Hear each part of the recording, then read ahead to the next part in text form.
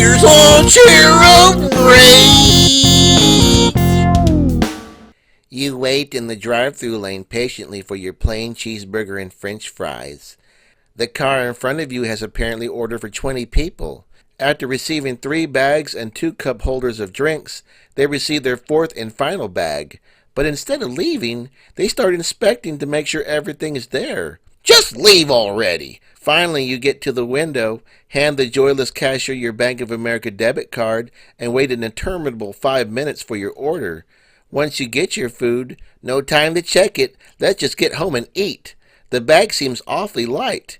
You open the bag at the table and take out your burger. Wait a minute. Where's the fries? Who on God's green earth would forget the frickin' fries? By now you have driven miles away from the restaurant, and that means driving miles back and waiting probably 15 minutes to get your damn fries. You cursed the day the simpleton who was in charge of filling your order was born, but going through the bother of getting the fries to eat with your cold burger negates the whole concept of fast food. So you surrender. Congratulations, fast food place. You won.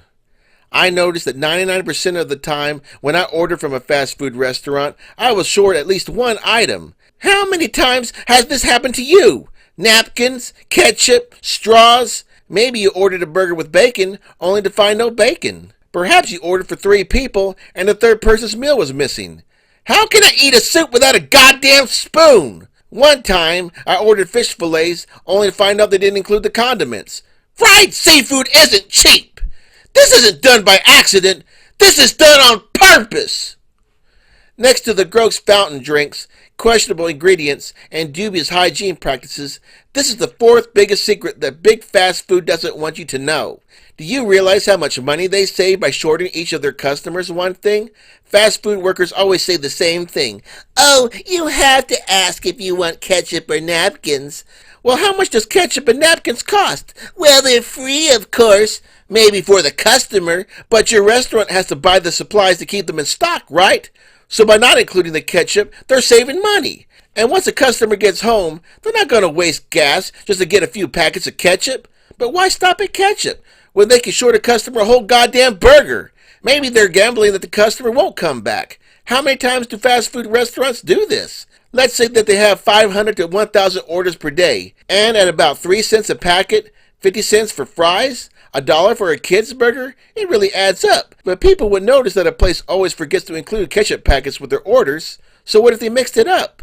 Maybe they forget ketchup for one customer, napkins for the other, and a whole order of fries for the next. Given this strategy, there's not a damn thing anyone can do to prove it. Let's make an observation of fast food workers.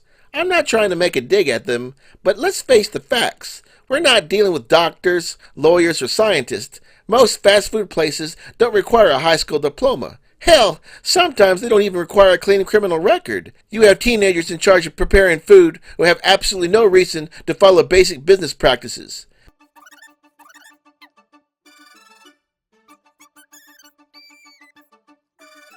Oh, he lost his job? He had literally nothing to lose. He'll move on to the next dead-end job. And most of these kids still live with their parents, so they know that they can jump ship with relatively no consequence. Do you think this is an isolated incident? Well, here are 2 other instances where teenagers took baths in sinks intended for food preparation utensils. Here's another worker standing in lettuce. It says he was promptly fired. I'm sure that showed him. When I worked in retail, I saw a teenage coworker tell a customer to his face that he didn't care. Completely apathetic. Don't get me started on these 2 individuals whose antics would bring the Domino's pizza chain to its knees. To sugarcoat it, and I'm using a shitload of sugar for this statement, the pool that fast food management can draw from is extremely limited, and we let these people prepare our food and serve us. The point is, management has an excuse that it was simple fast food worker mistake when you find items missing. How did it get this way? Hell if I know. Probably as long as people began to depend on these places. Even the tiniest sliver of care for the customer is nowhere to be seen. Remember when going to McDonald's was a fun experience? Now it's similar to a visit to the DMV. The kid-friendly atmosphere has been repurposed into a sterile, lifeless place to receive nourishment in exchange for money. Somewhere down the line, complacency began to set in. But it's more than that. People are lazy and have a herd mentality. Fast food is easier than making food at home, and because everyone else is doing it, so will they. And the number of fast food places are finite. Consumers have a limited selection of places to buy fast food from, and some people who have been burned in the past will more often than not give a restaurant a second chance with the mindset, oh, they ordered me something last time, they probably won't do it this time. Fast food places count on this complacency. They've been around for generations, so they no longer have to care about the customer because the customer has been hardwired to patron them. To go one step further, they have evolved to eliminate ethics. In the early 2010s, Taco Bell got into hot water over their beef not being 100% meat. After a lengthy lawsuit, it was revealed that their beef contained fillers. Of course, they failed to be upfront with this information. They had to be sued. Just as fast food companies evolved to become more abusive, consumers have devolved into accepting the abuse. What's in the pink stuff that becomes chicken McNuggets? What exactly is in a McRib patty? No one really knows, but we still eat them. Yum Brands, the company that owns Kentucky Fried Chicken, Pizza Hut, and Taco Bell, continue to make steady profits. After the initial shock, Taco Bell consumers were willing to look past the meat filler scandal. How can fast food restaurants further capitalize on such tactics? Simple. Fast food delivery companies. And just like fast food companies, they hire just about anyone. So now you have a middleman in charge of bringing the food, which opens up even more opportunity for mistakes. How many times have your food delivery driver forgotten one of your bags? 2 bags with your name on them, but they only picked up 1. You call the food delivery company who comps the meal, but that doesn't fix the fact that you're still hungry. You don't want money. You want your goddamn food. That was the whole point of the initial transaction. But who is at fault for this shit show? No one knows. Who's paying for it? Probably the food delivery company. Here's a revelation. What if that second bat never existed in the first place? The food company isn't going to investigate it. They're just going to take the hit because they can't really hold fast food places accountable. They need them. The fast food delivery services are like those eels living off of sharks. They need the shark, but the shark doesn't need them.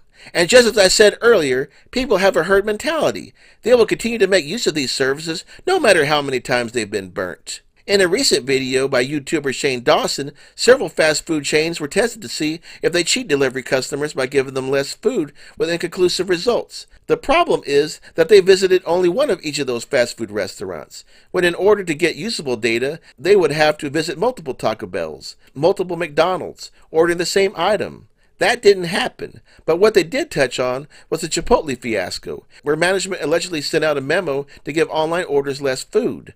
Allegedly, that's ignorant. Wow, I'm so shocked.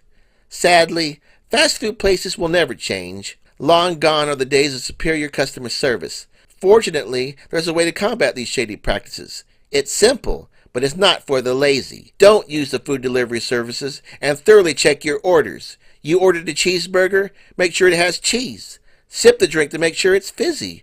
Make sure you have the right order of fries. Count everything. Ketchup, napkins, straws, forks, spoons. Get everything that you got coming to you. Ignore the people behind you. They didn't pay for your order. And the fast food place took your money thinking you wouldn't do this. Do they think inflation only impacts them? Watch the teenage girl roll her eyes when you ask for the ketchup that she said would be included when she asked you if you needed ketchup in the first place. Only then can you eat your food with the peace of mind that everything has been accounted for. Lettuce? Ugh! I hate decorations! Throw it on the ground! Bye, guys.